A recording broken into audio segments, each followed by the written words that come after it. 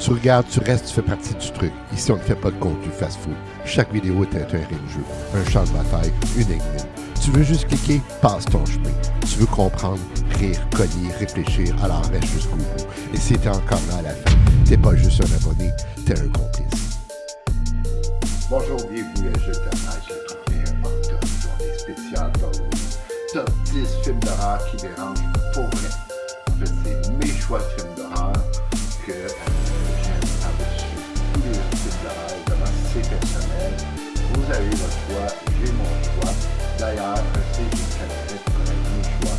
Et je veux que vous commentiez quels sont vos choix. Est-ce que vous aimez? Est-ce que vous avez un autre top 10 à proposer? Moi, c'est mon top 10 à moi, c'est personnel. Donc, l'horreur, c'est pas juste ça. C'est ce qui reste dans le film quand il est terminé. Donc, il est terminé, c'est le film qui vous suit par la suite. Vous êtes dans le métro, par exemple, vous êtes en fait par l'épicerie, mais vous pensez tout le temps. Donc, ça fait douter de ta propriété. Il fait encore peur à l'impression que si c'est un film de slasher, il est en train de suivre.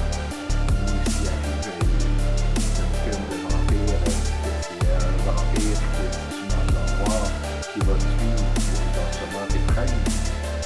Donc, c'est ça, un film d'horreur, c'est pas juste au moment où tu le consommes, c'est quand il te suit longtemps. Voici donc mon top 10 ever, mes choix personnels. On commence avec le premier, soit dit en passant, il n'y a pas d'ordre, c'est pas parce que c'est le premier que c'est le meilleur, c'est pas parce que c'est le deuxième que c'est le pire, c'est tout mélangé, parce que moi, ils sont tous des numéros. Le premier, The Shining, du réalisateur Stanley Kubrick, 1980. En fait, Kubrick ne filme pas l'affaire. Il filme, dans ce film-là, l'isolement, la folie, le vide. L'hôtel Overlook dans les films, c'est pas un hôtel qui est hanté. En réalité, pire que ça, il est vivant. Il absorbe, il digère. En fait, Jack, il devient pas fou. Il l'est déjà. Et en fait, il révèle ce qu'il est, c'est-à-dire un homme creux, écrasé par le silence et la folie. Chaque plan est une prison géométrique. Chaque couloir est une boucle mentale. Et Wendy, elle ne fuit pas un mari. Elle fuit en fait une structure mentale qui s'effondre. La structure de Jack, la structure de l'hôtel en tant qu'être vivant. Ce film ne te fait pas sursauter. Il te gèle complètement. Il te regarde et il te laisse seul. Donc, c'était The Shining de Stanley Kubrick. Le deuxième film, le premier Alien de Ridley Scott, version 1979. Il y a eu plusieurs Aliens par la suite, donc très bon. Le deuxième, Aliens, donc qui était également très bon. Mais le premier, c'est lui qui a fondé le genre. Un genre donc mélangeant la science-fiction et l'horreur. En fait, si on résume le film Alien, on le résumerait de la façon suivante. L'espace, c'est pas les villes, c'est l'endroit où personne ne t'entend crier. D'ailleurs, c'est le slogan qui revient lorsque le film est sorti. Le xénomorphe, c'est-à-dire la créature, n'est pas un monstre, c'est une idée, une peur organique, sexuelle, industrielle. En fait, Giger, qui est le créateur du personnage, l'a créé de cette façon-là. Il décide pas une créature, il décide en fait un cauchemar biomécanique. Donc, mélangeant la biologie et la mécanique. Donc, organique, sexuel, industriel. Et l'alien ne tue pas, il l'infecte, il pénètre, il transforme. Et Ripley, elle ne combat pas, elle survit dans un monde qui ne veut pas d'elle. Ce film, c'est pas de la science-fiction en tant que telle, il est salé.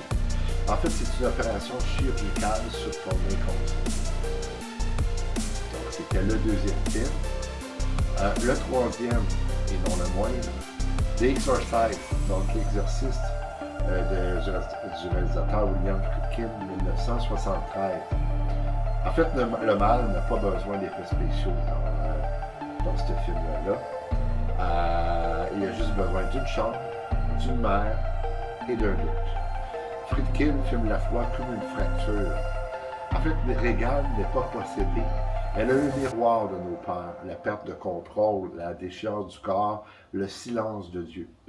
Et quand le prêtre doute dans le film, c'est pas Dieu qui répond, c'est le vide. Ce film ne cherche pas à te convaincre, il te met à genoux parce que ce que tu refuses de nommer. Donc, c'est un film qui met en opposition ta foi, mais également la science.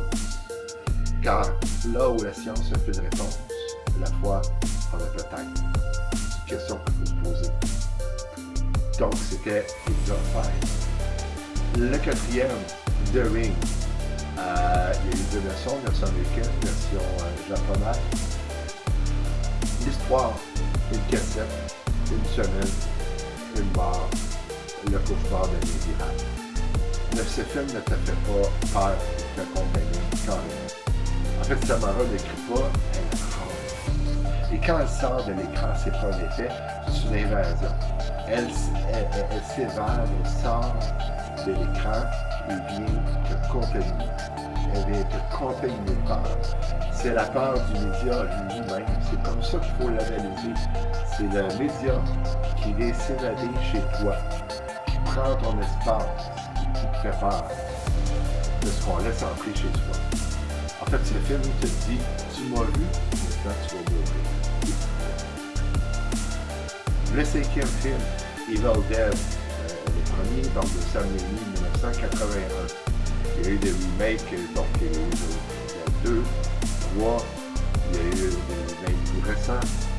Moi, je parle vraiment de la première version de Evil Dead de Sam Raimi de 1981. Qu'est-ce qu'il y a dans ce film-là? Du gore, du bois, du chaos et une caméra qui tombe dessus. Ah! Ce film est une orgie de démons et de viscères.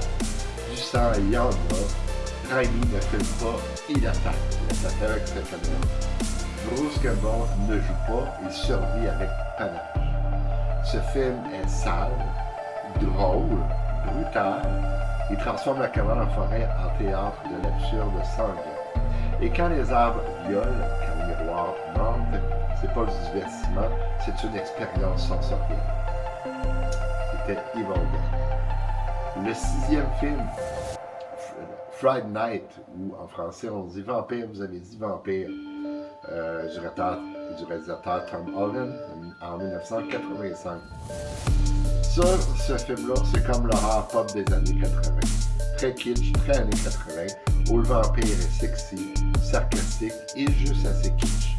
Ce film te rappelle que l'horreur peut être aussi amusant. C'est une lettre d'amour au genre de film d'horreur de vampire. C'est une comédie noire avec des crocs. Le voisin n'est pas juste un prédateur, c'est le fantasme de la voiture. Et quand l'adolescent devient chasseur, c'est pas juste un coming of age, c'est une régression adolescente dans le sang et les murs. Finalement, numéro 7, continue, il en reste 3 autres, donc numéro 7. An American Werewolf in London, du réalisateur John Landis, 1981. En fait, ce film-là se résume de la façon suivante. C'est assurément le loup-garou, c'est un genre de film de loup-garou le plus réaliste du cinéma et le plus tragique. D'ailleurs, le réalisateur du film a également réalisé, ça s'appellera 2 ans plus tard, l'équipe Thriller, en 1983, de Michael Jackson. Vraiment, la transformation était réaliste. Donc, ce film te fait rire, mais avant de te noyer. Une transformation, une performance physique et torture en vie. Et quand il hurle le garou, c'est pas le monde, c'est l'homme qui parle. Ce film, c'est une comédie triste, une horreur mélancolique. Et la fin, à mesure, elle confirme la pathétique. À voir. On continue avec le choix numéro 8. The Thing, la chose, The Thing du réalisateur John Carpenter, 1982. En fait, ça, c'est comme l'horreur paranoïaque, où ton ami peut être ton péril, où ton corps peut te trahir. Ce film ne montre pas un monstre, il montre le doute. Les effets pratiques d'une révolution visuelle. Très gore, mais un gore où on se rend compte que les effets spéciaux est au service du film et du gore. Chaque transformation est une trahison biologique et la fin, c'est une non-réponse. Ce film ne te rassure pas, il te laisse seul dans le froid à te demander « et si c'était froid ?» Quand on dit « il te laisse seul dans le froid », l'action se passe dans un des pôles, je ne me souviens pas lequel, pour nord au pôle sud, où il y a une équipe de scientifiques qui est positionnée là.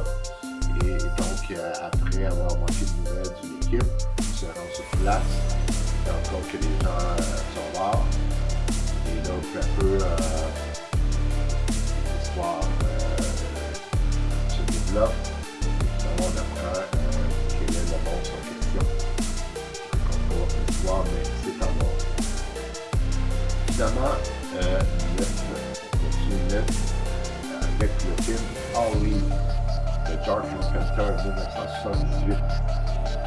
Je vous raconte, Halloween, c'est compliqué, c'est Mike Myers, c'est le slasher, et donc c'est le masque blanc, la respiration.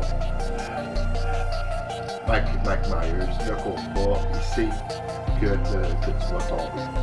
En fait, ce film invente justement le slasher, il le fait avec rien. Il le fait avec une musique, une silhouette, c'est pas un tueur, c'est le mal pur.